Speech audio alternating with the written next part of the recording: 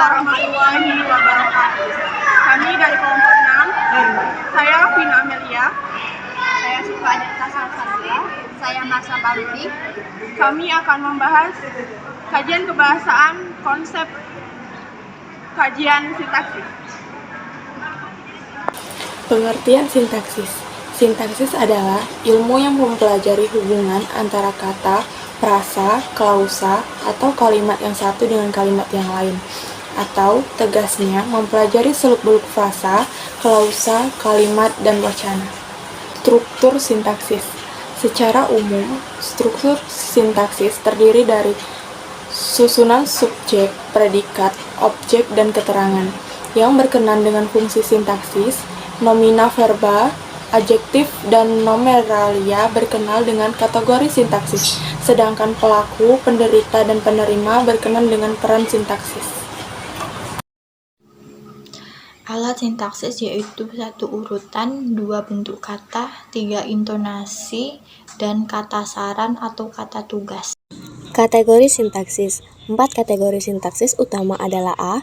Verbal atau kata kerja, B. Nominal atau kata benda, C. Adjektiva atau kata sifat, dan D. Adverbial atau kata keterangan, dibentuk dari kata depan dan tidak saling menerangkan.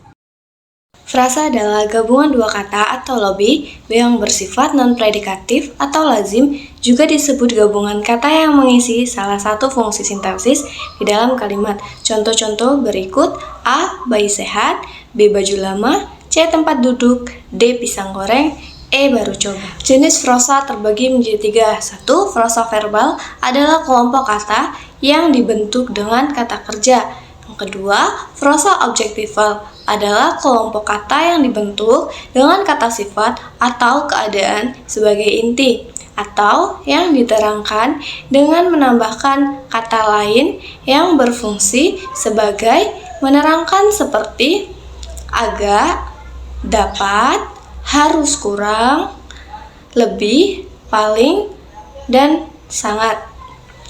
Yang ketiga, frasa nominal, yaitu kelompok kata benda yang dibentuk dengan memperluas sebuah kata benda. Frasa adverbal yang bersifat modikatif atau mengawasi, misalnya sangat pandai, kurang pandai, hampir baik, dan pandai sekali. Frasa pronominal adalah frasa yang dibentuk dengan kata ganti. Frasa nominal adalah kelompok kata yang dibentuk dengan kata bilangan. Frasa integratif koordinatif adalah frasa yang dibentuk dengan kata tanya. Frasa demonstratif koordinatif adalah frasa yang dibentuk dengan dua kata yang tidak saling menerangkan. Frasa pronominal koordinatif dibentuk dari kata depan dan tidak saling menerangkan. Contoh frasa 1 yaitu frasa nominal, contohnya rumah besar, mobil mewah. 2. Frasa verbal, sedang belajar, akan pergi. 3. Frasa adjektif, sangat cantik, agak dingin. 4. Frasa profesional, di atas meja, ke dalam rumah. Frasa adjektival, dengan cepat, secara perlahan. Ciri-ciri frasa. Ciri-ciri frasa diantaranya yaitu frasa harus terdiri minimal 2 kata atau lebih, menduduki atau mempunyai fungsi gramatikal dan kalimat. Frasa harus mempunyai satu makna gramatikal. Frasa bersifat non-predikatif. Dan frasa selalu menduduki satu fungsi kalimat. Jenis frasa berdasarkan kategori unsur intinya atau kelas kata. Yang pertama, frasa nomina, yaitu frasa yang unsur intinya berupa nomina atau kata benda. Contohnya, ayah membeli meja tamu. Yang kedua, frasa verba, yaitu frasa yang unsur intinya berupa verba atau kata kerja. Contohnya, adik sedang tidur di kamar. Yang ketiga, frasa adjektiva, frasa yang unsur intinya berupa adjektiva atau kata sifat. Contohnya, kakakku sangat cantik. Yang keempat, frasa adverbia, frasa yang unsur intinya berupa adverbia atau kata. Jenis frasa berdasarkan makna yang terkandung. Berdasarkan makna yang terkandung, frasa dibagi menjadi 3, yaitu yang pertama frasa biasa.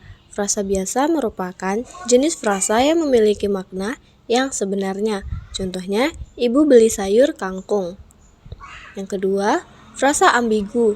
Frasa ambigu merupakan jenis frasa yang memiliki makna ganda atau makna lain, tergantung penggunaannya dalam kalimat. Contohnya, panjang tangan, kambing hitam. Yang ketiga, frasa idiomatik. Berkebalikan dengan frasa biasa, frasa idiomatik merupakan jenis frasa yang memiliki makna yang bukan sebenarnya atau makna lain. Contohnya, Andre kembali ke kampung halamannya. Rani menjadi buah bibir di kelasnya.